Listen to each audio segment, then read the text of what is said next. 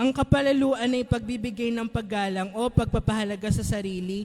Maaari rin na tumukoy ito sa pinakamatagumpay na nagawang bagay o yugto sa buhay at kalagayan, ngunit nagiging kayabangan, kahambugan, kapalaluan at arogansya na ito kapag naging labis. Sabi nga po, ang Diyos ay sumasalangsang sa mga palalo. Sabi po, ngunit siya ay nagbibigay ng lalong biyaya, kaya't sinasabi ng kasulatan, ang Diyos ay sumasalangsang sa mga palalo.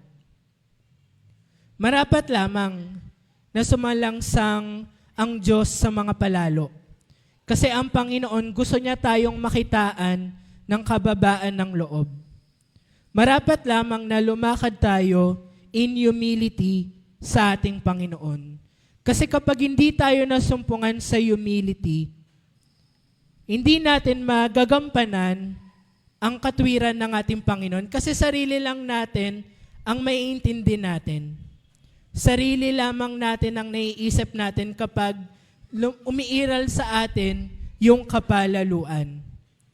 Kapag yung arrogance na mutawi sa ating mga puso, may tendency pa na makakasakit tayo ng ibang tao.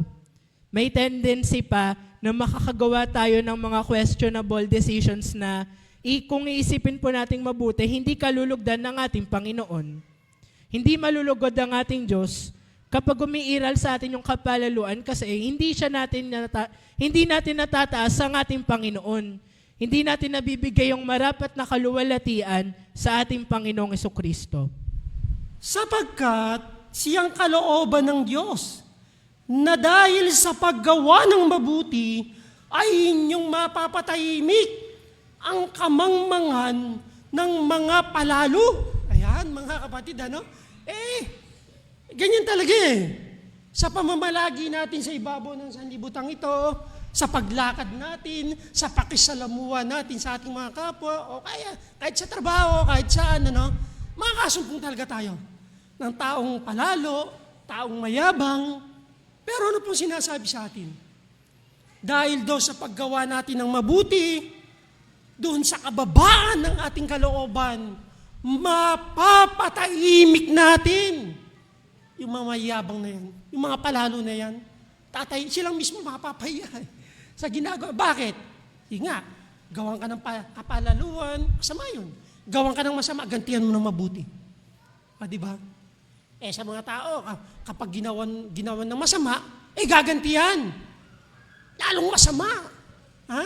Pag gumantihan, doble. Yan. Pasama na ng pasama. Pero tayo mga kapatid, nakasumpong tayo nito. Ginawan ka ng masama, anong gagawin mo? Gawin mo ng mabuti. Di ba nga?